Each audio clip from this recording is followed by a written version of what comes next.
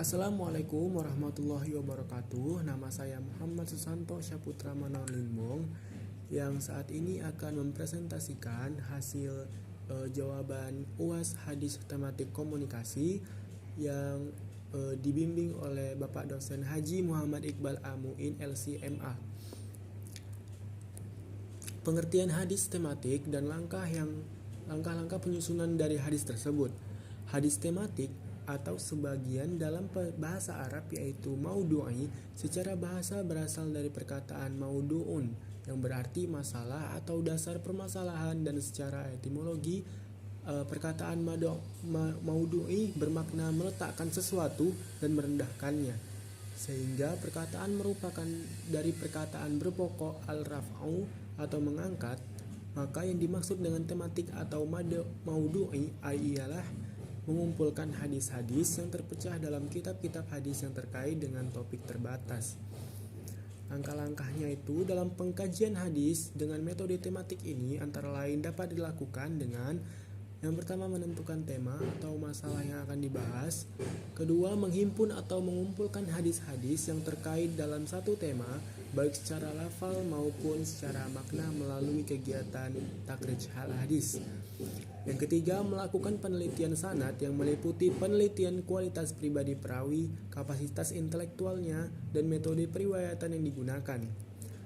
Keempat, melakukan penelitian matan yang meliputi kemungkinan adanya ilat atau cacat dan syaz atau kejanggalan. Kelima, mempelajari tema-tema yang mengandung arti yang serupa. Keenam, membandingkan berbagai syarah hadis. Ketujuh, melengkapi pembahasan dengan hadis-hadis atau ayat-ayat pendukung. Dan yang terakhir, menyusun hasil penelitian menurut kerangka besar konsep. 4 sifat Nabi yang membuat beliau sukses dalam berdagang. Yang pertama yaitu jujur atau benar, siddiq. Nabi Muhammad SAW dijuluki Al-Amin, yang artinya orang yang dapat dipercaya. Sifat jujur ini merupakan salah satu sifat yang melekat pada Rasulullah SAW. Beliau senantiasa jujur dalam perbuatan, perkataan, termasuk saat berbisnis atau berdagang. Beliau tak pernah bersikap munafik atau berbohong. Yang kedua, bersikap ramah. Nah, jika kita ingin berdagang, Rasulullah SAW sendiri itu selalu bersikap ramah, santun, dan selalu tersenyum kepada pembeli yang membeli dagangannya. Nah, jadi kalau misalnya kita berdagang itu juga harus memiliki sifat yang ramah gitu, harus selalu senantiasa tersenyum kepada pelanggan kita. Karena sikap ini tentu membuat pembeli merasa nyaman dan senang karena diperlakukan dengan baik. Konsep berdagang Rasulullah menjalankan bisnisnya sesuai dengan kaidah-kaidah yang diajarkan Islam, sehingga Nabi Muhammad berorientasi untuk mendapatkan berkah dunia dan akhirat. Lanjut ke sifat Rasulullah yang ketiga, tidak lupa beribadah. Kunci utama Rasulullah SAW dalam menjalankan bisnisnya adalah tidak lupa untuk tetap tepat waktu dalam beribadah. Sesibuk dan sepadat apapun beliau akan meluangkan waktu untuk beribadah, karena dalam menjalankan usaha pastinya dibutuhkan kerja keras, namun hal itu tidak akan maksimal jika tidak disertai dengan doa dan menjalankan ibadah. Jadi ikhtiarnya jalan dan doanya juga jalan gitu. Dan terakhir, tablik memiliki arti menyampaikan perintah dan larangan. Rasulullah SAW selalu tegas dalam menyampaikan keadaan berdagang tanpa menyembunyikan fakta. Rasulullah SAW dalam menjalankan bisnisnya, termasuk dalam pebisnis ulung, karena memiliki kemampuan komunikasi yang baik ketika bernegosiasi dan memiliki reputasi yang baik.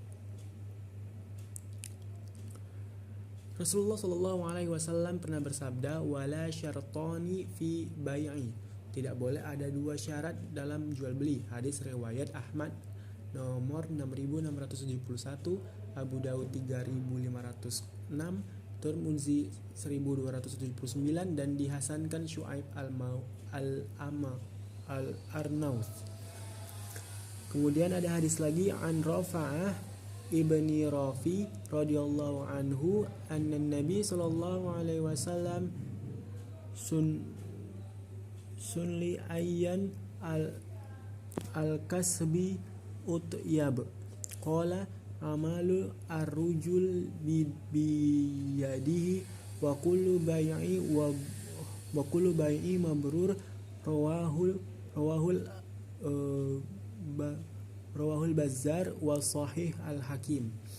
Dari Rifa'ah bin Rafi radhiyallahu anhu, Nabi Shallallahu alaihi wasallam ditanya mengenai mata pencarian yang halal. Nabi Shallallahu alaihi wasallam menjawab, amalan seseorang dengan tangannya dan setiap jual beli yang diberkahi. Hadis riwayat Al-Bazzar dan disahihkan oleh Al-Hakim. Hadis riwayat Al-Bazzar 9 nomor 183, Al-Hakim nomor 10, Ahmad nomor 141. Kemudian hadis selanjutnya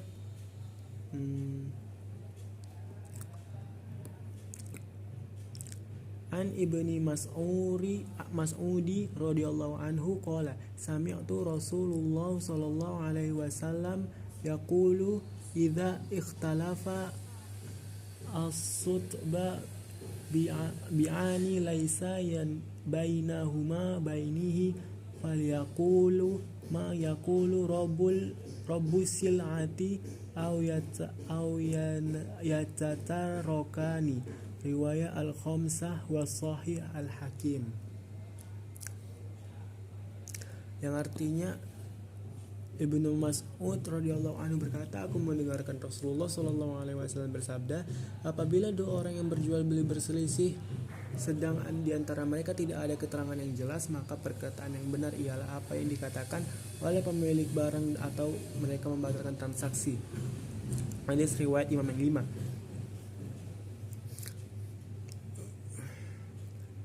Kemudian masuk ke hadis yang satu lagi dari Hakim bin Hizam radhiyallahu anhu, Nabi sallallahu alaihi wasallam bersabda, al-bai'ani bil khiyari ma lam yaftariqa fa in sadaqa wa bainana berika lahuma fi baihima wa in katama wa kadzaba muhiqatil barqati min bai'ihima. Yang artinya penjual dan pembeli masing-masing memiliki hak pilih atau khiyar selama keduanya belum berpisah. Bila keduanya berlaku jujur dan saling terus terang, maka keduanya akan memperoleh keberkahan dalam transaksi tersebut. Sebaliknya, bila mereka berlaku dusta dan saling menutup-nutupi, niscaya akan hilanglah keberkahan bagi mereka pada transaksi itu. Hadis riwayat Bukhari 2079 dan Muslim 1532. Mengapa muncul fenomena yang terencana oleh segelintir orang yang mencoba memisahkan antara Islam dengan politik? Nah, sangat disayangkan sekali ya jika ada pihak-pihak tertentu atau kaum liberal yang mencoba menjauhkan umat Islam dari doktrin ajaran agamanya ketika melakoni aktivitas kehidupan sosial politik. Maka sekularisme sepenuhnya harus ditolak. Sebab itu sama saja maknanya dengan dislamisasi, yakni upaya pelemahan umat Islam secara hegemonik. Karena masih banyak orang yang menjalankan politik itu dengan cara kotor, sehingga politik terdengar sangat kotor. Maka dari itu sudah saatnya umat Islam bangkit dan memiliki prinsip serta kecerdasan dalam berpolitik, karena agama yang harus menjalankan fungsi amar ma'ruf dan nahi mungkar. Dengan menjadikan fungsi politik sebagai dasarnya dari ketentuan ma'ruf dan mungkar dalam misinya, karena sejatinya politik Islam adalah anasir pelindung utama tegaknya keadilan dan kesejahteraan. Dan yang terakhir, kumpulan-kumpulan hadis. Yang pertama, hadis setiap kamu adalah pemimpin. Sebentar.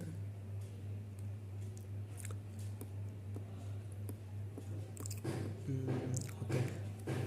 Haddatsana Abu Nu'mani haddatsana Hamad ibnu Zaidin an Aiba an Nafi'i an Abdillah qala Nabi sallallahu alaihi wasallam kullukum da'in wa kullukum muslimun wa la ma'mun ra'iya wa huwa mas'ulun wa rajulun ra'i ala ahlihi wa huwa muslim wa amruhu ra'ihu ala baiti rawhiha wa hiya mas'ulatun wal abdu ra'i ala mali sayyidi wa huwa mas'ulun ala falukum rafi fakulkum mas'ulun. Telah menceritakan kepada kami Abu Nu'man telah menceritakan kepada kami Hamad bin Zaid dan dari Ayub dari Nafi' dari Abdullah, ia berkata, Nabi Shallallahu Alaihi Wasallam bersabda, setiap kalian adalah pemimpin, kalian akan dimintai pertanggungjawabannya. Seorang laki-laki adalah pemimpin atas keluarganya dan ia akan dimintai pertanggungjawabannya. Seorang wanita adalah memimpin atas rumah tangga suaminya dan ia pun akan dimintai pertanggungjawabannya. Dan seorang budak juga memimpin atas harta orang tuanya dan ia juga akan dimintai pertanggungjawabannya. Sungguh setiap kalian adalah pemimpin dan setiap kalian akan dimintai pertanggungjawabannya. Hadis riwayat Sahih Bukhari 4789. Kemudian lanjut ke hadis, apabila kamu pergi musafir, pilihlah salah satu di antaranya sebagai amir. Idza kana salasatun fi safarin falyuwafu maru ahadahum. Jika ada 3 orang keluar untuk bersafar, maka hendaklah mereka mengangkat salah satu di antaranya sebagai ketua rombongan. Hadis riwayat Abu Daud. Hadis siapa yang curang tidak termasuk golongan kami. Dari Rasulullah Shallallahu Alaihi Wasallam, beliau bersabda, man gosyana falaisa mina. Barang siapa yang mencurangi kami maka bukan dari golongan kami. Hadis riwayat Muslim, kitab Al-Iman. Lanjut ke hadis ciri-ciri orang munafik ada 3. Hadis ciri-ciri orang munafik ada 3 menurut hadis yang diriwayatkan oleh Abu Hurairah. Ayatul munafiqu thalatha, idza ha'atha kadzaba wa idza wa'ala ukhlafa wa idza utumina khona. Rasulullah Shallallahu Alaihi Wasallam bersabda, tanda orang munafik 3. Apabila berkata ia berbohong, apabila berjanji ia mengingkari, dan bila dipercaya dia berkhianat. Hadis siapa melihat kemungkaran hendaklah berusaha merubahnya. Man ra'a minkum munkarum falyu'yar'u biyadihi fabi'an lam yastati' fabilisatihi faba'in lam yastati'i biqalabihi wadzalika as'aful iman.